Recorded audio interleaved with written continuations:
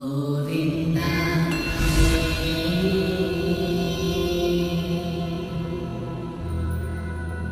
केशव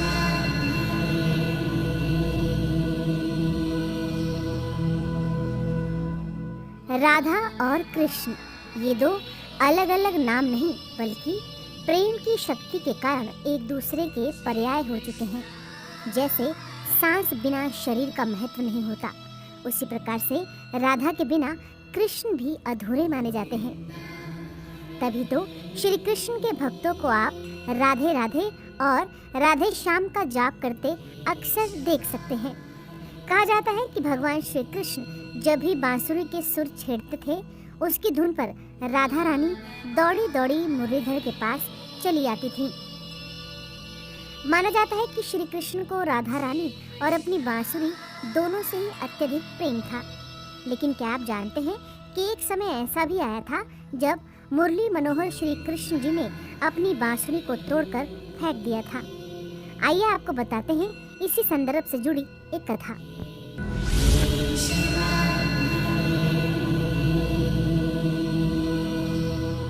हिंदू पौराणिक कथाओं के अनुसार श्री कृष्ण के बाल्यावस्था से ही बांसुरी बजाने में अधिक रुचि थी। कहा जाता है कि बालकृष्ण ने 11 वर्ष और 56 दिनों की अवस्था तक एक पल के लिए भी बांसुरी को अपने से जुदा नहीं किया था।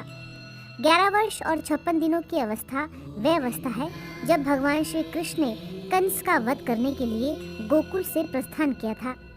प्रस्थान करने से पूर्व वे राधा रानी से मिले और अपनी कृष्ण प्रिया के लिए बांसुरी बजाई और उनसे विदा लेते हुए कहा कि वो उनकी अंतिम भेंट है।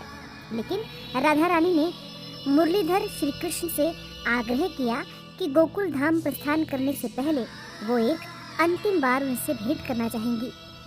राधे प्रिय उनके आग्रह को टाल न सके और उन्हें अंतिम समय में भेंट करने का वचन दे दिया।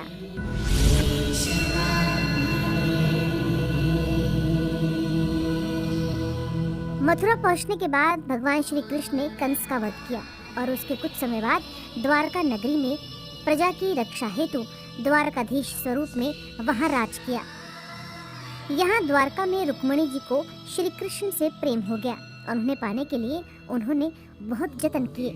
यहाँ तक कि वो अपने भाई रुक्मी के विरुद्ध तक चली गई।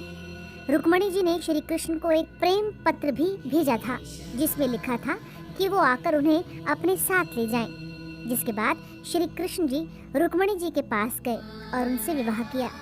उधर राधा रानी का विवाह भी हो गया था और वो भी दाम्पत्य जीवन के दायित्वों को निभाने में लग गई।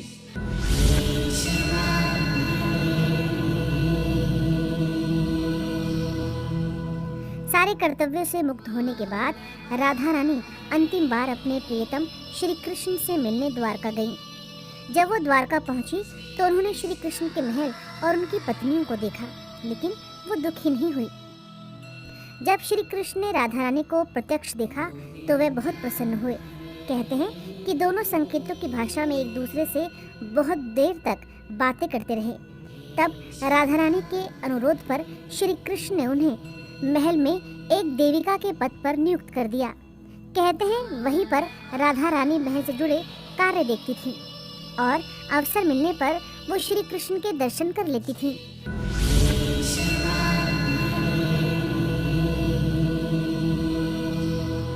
माना जाता है कि कुछ दिन महल में बिताने के बाद एक दिन राधा रानी को महसूस हुआ कि वो श्री कृष्ण जी से पहले जैसे संपर्क नहीं बना पा रही हैं और सोचा कि उनसे दूर जाकर ही श्री कृष्ण से उनका गहरा आत्मीय संबंध स्थापित हो सकता है। कहते हैं कि इसीलिए उन्होंने महल से दूर जाना तय किया और कहीं दूर वन में जाकर रहने लगी।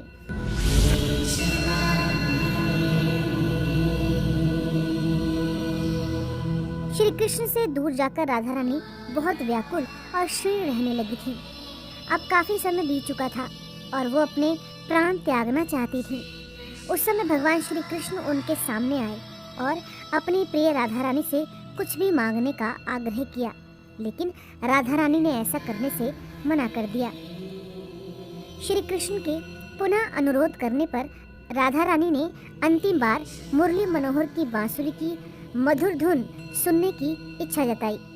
कहते हैं श्री कृष्ण बांसुरी की सुरीली तान छेड़ते गए और मुरली की मधुर धुन का रसपान करते हुए राधा रानी ने अपना देह त्याग दिया।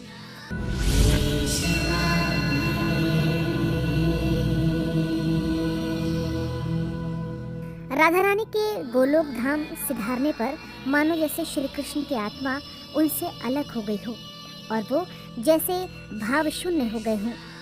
श्री कृष्ण ने सोचा कि राधा रानी से विरह की उस बेला में श्री कृष्ण धैर्यहीन हो गए और सोचने लगे कि जिसके लिए वो बांसुरी की धुन बजाते थे अब वो ही नहीं रही, तो फिर अब उस बांसुरी का उद्देश्य क्या रह गया है। इसलिए उन्होंने अपनी प्रिय बांसुरी को तोड़ दिया।